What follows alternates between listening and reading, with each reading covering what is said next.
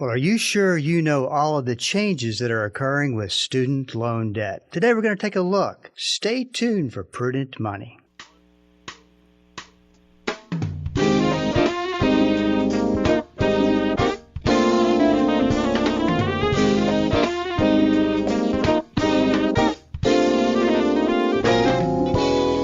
Good afternoon. This is Bob Brooks, and you are listening to the Prudent Money Radio Show. Thanks so much for joining me today. You know I do appreciate it.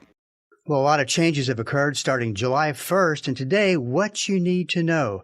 John Hupalo is with me once a month, every month, to discuss what is happening in the world of student loan debt. John, always good to talk to you.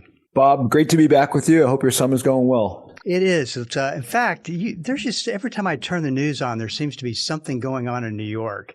I mean, just some bizarre. It's either the weather or it's apocalypse or something. It's just like so many things are going on. Is that accurate? Yeah, unfortunately, it's spot on. This has been the summer of craziness, I think, in New York and maybe in the country and around the world. But yes, all kinds of things are going on. But I'm happy to say the World Cup actually brought a lot of great spirit and vibe to the city for a long period of time. And we're sort of like back into the reality again. But yes, the summer's going well here. The weather's been a little wacky, but, it's like you can't change the weather, Bob, so you just plow through it. Well, let's talk a little bit about, I want to open with what I call an eye-opening statistic. It says federal student loan defaults have reached a record high as more than 9 million borrowers are severely behind in what is now a record-breaking debt crisis. 1 in every 5 federal student loan borrowers is in default, which means that they have gone more than 9 months without making a required payment. That's quite shocking. I mean, not unbelievable by any stretch, but it is quite shocking when you see it on paper. It is. And I thought your opening about the wackiness in New York is the perfect lead into the wackiness in the student loan program, quite honestly, Bob. This was a train wreck that you and I talked about was coming. We probably started talking about it 3 years ago. And the reason we were talking about it 3 years ago is that, not to bore your listeners with all the ancient history, but the ancient history is really simple. Student loan borrowers not required to make any payments on their loans for almost 5 full years. And that moratorium or that little ride was over in 2025, so March of 2025. So by the time you go through the 270 days and it gets back around, we knew that in 2026 we were going to see a spike in student loan defaults. And that's exactly what happened. It is shocking that it's 20% of all the outstanding borrowers are in default.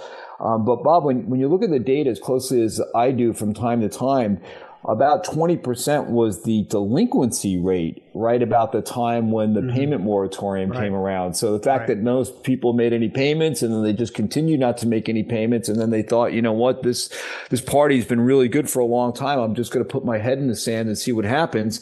Now they're finding out it's pretty nasty, and it's pretty nasty for a lot of people. So tell me this, what's a student loan debt that's gone into default? This says more than 9 months late.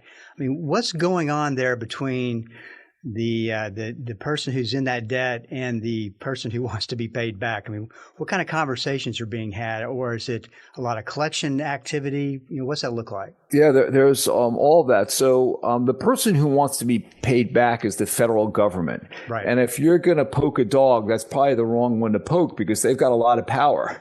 Right. So what they've done is they set up a collection system, and they start just like any other lender, they start pinging you saying, well, guess what, Bob, you're 30 days, you're 60 days, you're 90 days late. They start going to collection agencies. You start getting lots of notices.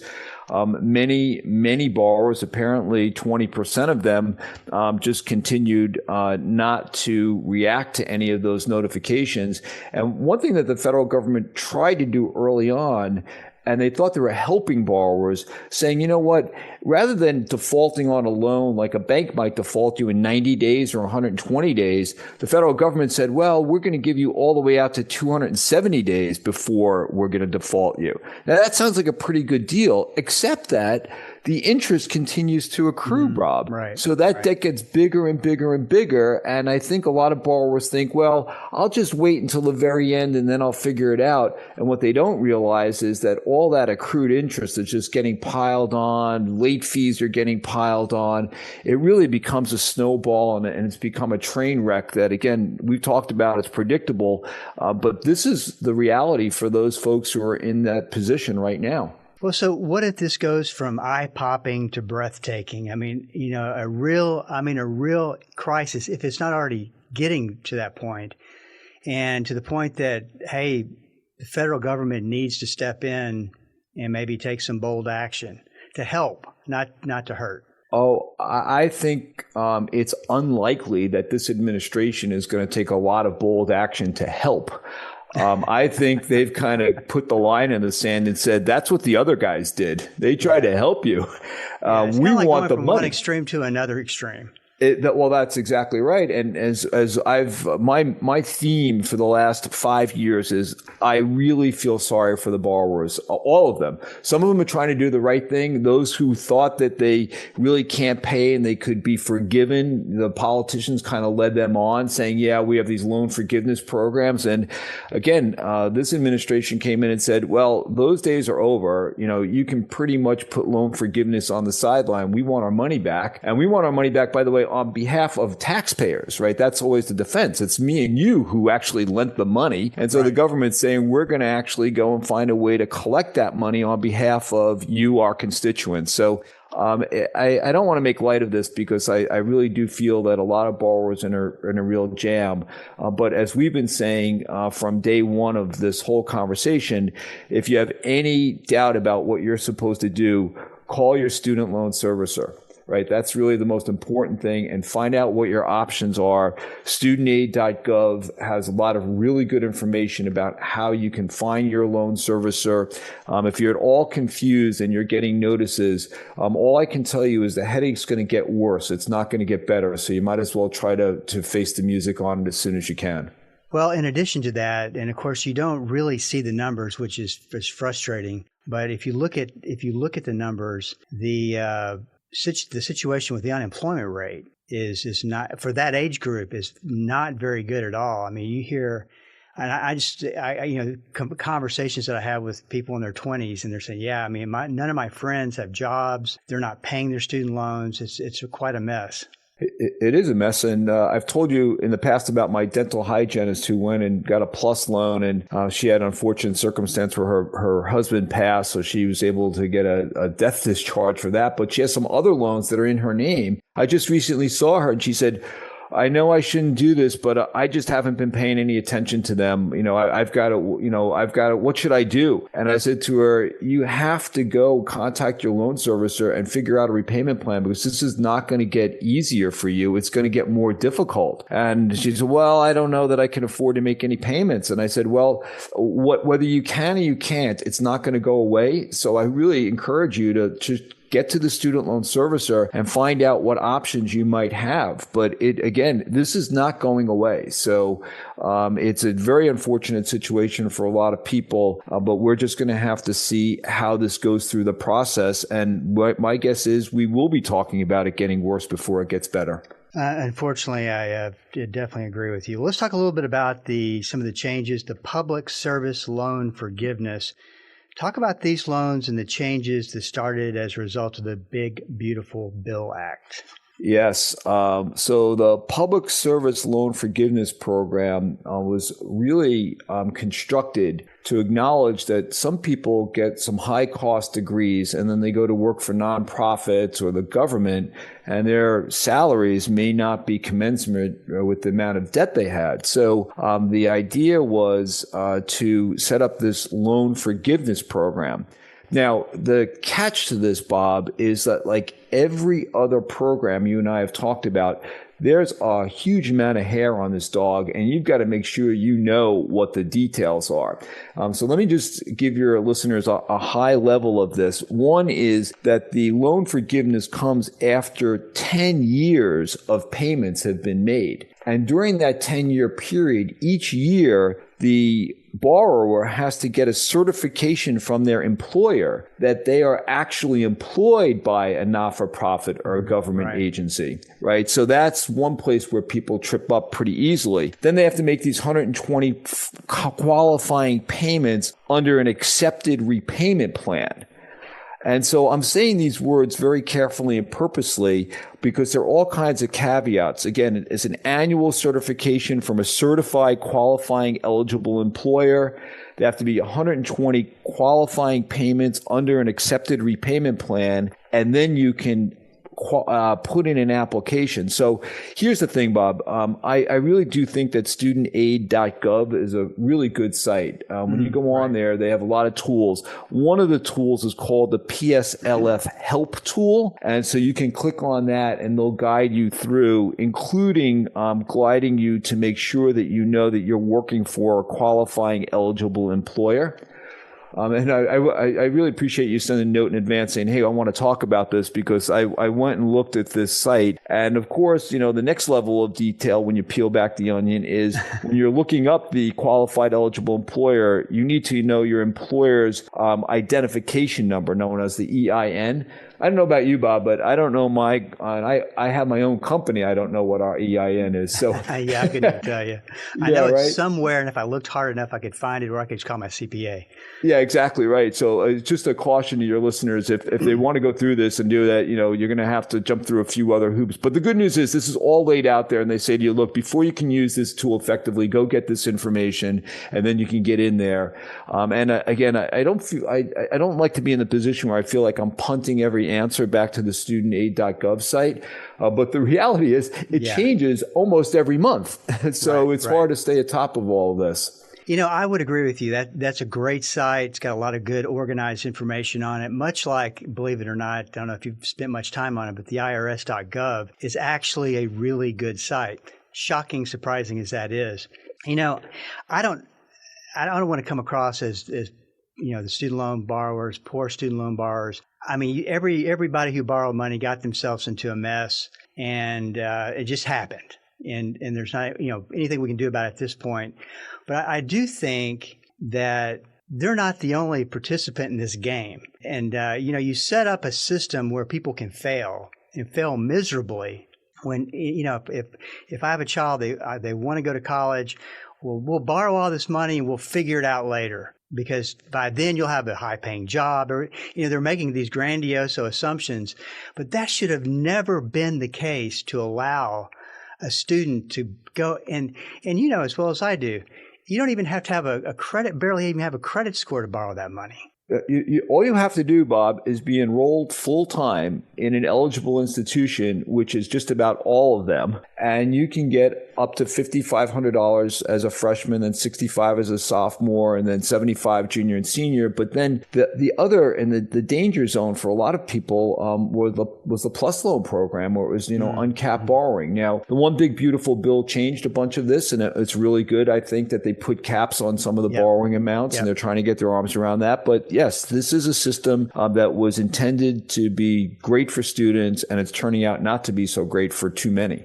So let's talk a little bit about the repayment assistance plan, because here's something that the government's trying to do for student loan borrowers. But yet, hey, if you miss a payment, you're 1 day late, 1 minute late, these benefits all go away. I just think that's just not necessary and is going to help. If you're going to hold a benefit out there, and especially with the erratic payments, that the way they're making these payments, you almost it's almost one of these things where the government's looking at it going, hey, let's put that rich and generous payment plan out there, because there's no way the majority of them are going to finish if they're going to make a mistake, much like credit card companies do today.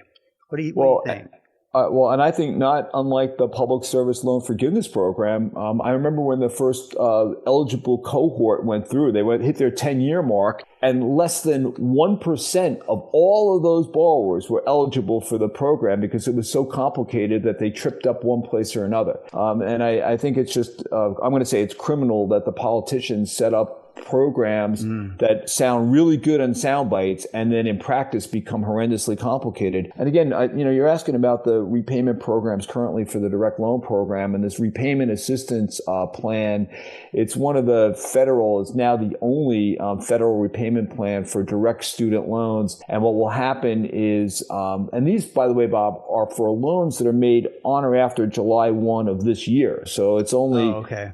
Yeah, nobody in current repayment is actually doing this. Now, you can sort of roll them in, but again, it's very complicated. Studentaid.gov does a nice job of telling you what's what. But this was the answer to the 7 or 8 repayment programs in the prior go-around of the federal loan program. So this administration, in one big beautiful bill, said, look, this is way complicated. We've got to figure this out. So we're going to have the standard program, and we're going to have the repayment assistance plan for those who can't really meet the standard program.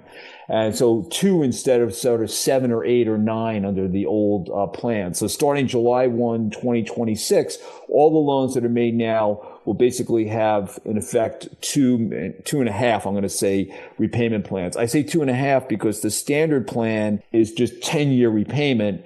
And then sometime in the last 8 or 9 months or so, the administration came around and said, oh, you know what? We're going to have this new tiered standard repayment plan. I thought it was going to be beautifully simple, and now they started to complicate it a little bit, but I understand what they did. But they basically said if you have a federal direct, and again, Bob, these are just for federal loans. This has nothing to do with all the private loans, but just the federal loan program. If your amount of federal borrowing is less than $25,000, $24,999 or less, then you pay over 10 years.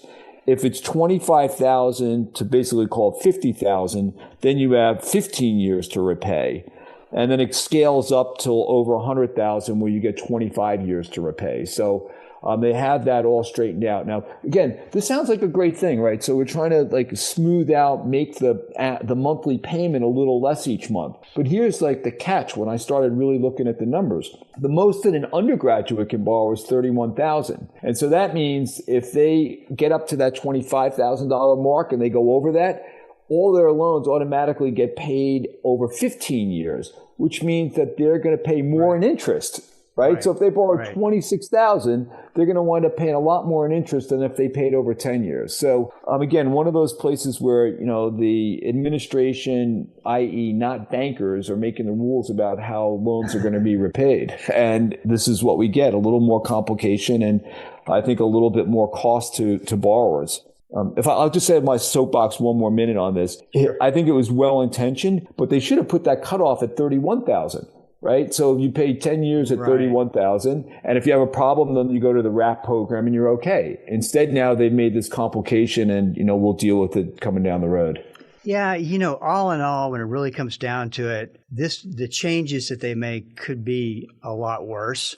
It's really, to give them a little bit of credit, don't want to get too much credit, but a little bit of credit that it's not that bad, but it all could be better, but it is what it is. Let's talk a little bit about how this is affected, because now I think we can start to get a visual on this, or maybe we're still a little bit early, but what's happening at the college level? They were in this easy money environment. Hey, you can borrow the entire 4 years down to, okay, there's caps and restrictions. And it has to have hurt some colleges from an attendance standpoint. It's definitely hurt them from the perspective of the lower salary majors, what they're going to do with that. So the federal government, in addition to working on the student side, saying we're going to cap what the borrowers can borrow either from the student or parent side, they went back to the schools and said, hey, by the way, if your undergraduate major graduate can't earn more than a high school graduate getting that same job, we don't really want to let you have federal loans available for that program. So now there's basically a system in place where the schools are going to have to report salary data back to the federal government for their graduates. And if the amount that their graduates are making doesn't exceed what a high school graduate's making, they're going to be shut out of the loan program.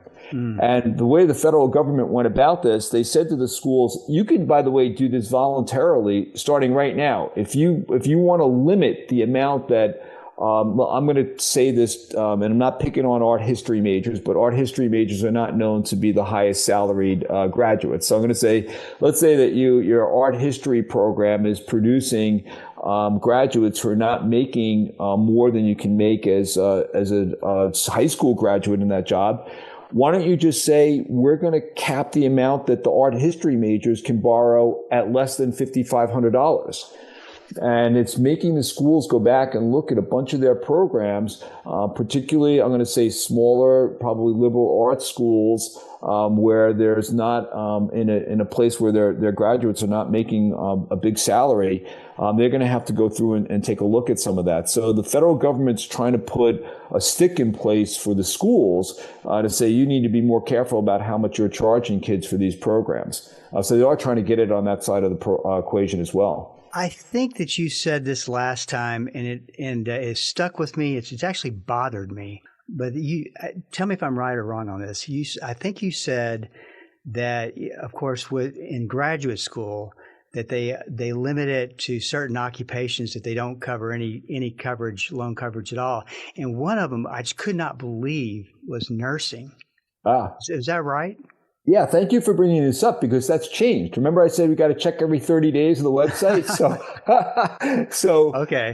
There was a lawsuit brought against the department saying that nurses should be, and so here's the bottom line. The department said, okay, we're going to include nurses in this year coming up, but the lawsuit is going to be heard in December. And so that we'll know sometime in 2027 about how this is going to shake out. And it's all highly technical, Bob, about what is the definition of a nursing program and which ones and all. You can imagine once the lawyers get involved with this, what it's going to look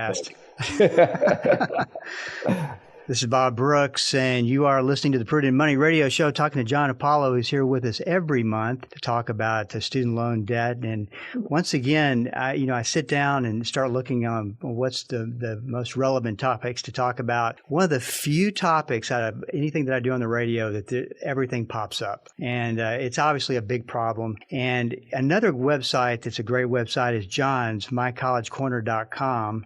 And I'm sure you've been adding information to that on a pretty fast pace. We have, Bob, and we have some calculators there to try to actually make it a little bit easier for folks. So there's an undergraduate federal loan repayment calculator. I can go up there and say, put in your major. We'll give you what we call the loan manageability index based on the salary that graduates from your major. Again, it's kind of high level, but it gives you a pretty good idea. And what it basically shows is if you stay within the borrowing limits of the federal program and you get a job coming out of school, it's most likely going to be affordable for you. If you're out there, though, and you're reaching and parents start taking plus loans and all the rest of it or private loans, so that's sometimes where the additional debt can make it really tough on students. So, yes, thank you for that. We do keep that site updated, and there are a bunch of calculators and search engines, including a scholarship search engine, to go find some free money. So it's all free. I hope your listeners will go and find it really useful. And they can send me john@inviteeducation.com an email if you have any ideas about what else you'd like to see up there. Great information. Well, let's talk a little bit. We've got about 3 minutes left, so this is probably unfair to even start this conversation, which is last time we started a conversation on last month's show. But anytime that you talked about student loan debt and anybody would bring up, well, you are stuck with it no matter what. This is not, you can't get rid of it in bankruptcy court. It's yours forever.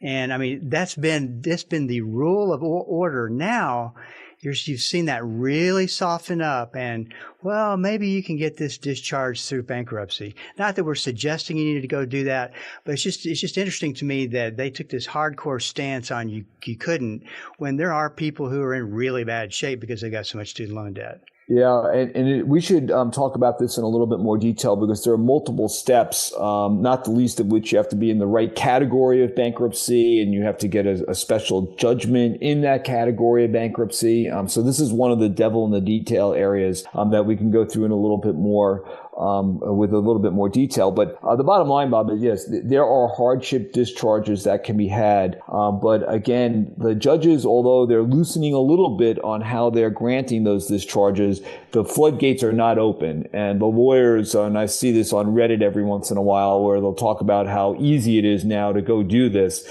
I think that's just lawyers trying to make some money. You can get a discharge, but it's still not very easy, and the process is not simple.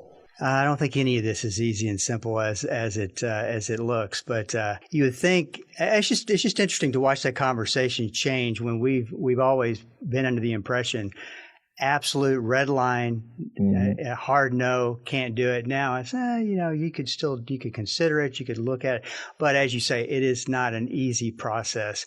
But it makes me wonder if that will become an easier process as this crisis starts to really.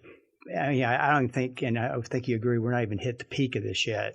But it's probably we've still got a ways to go and a crisis to deal with.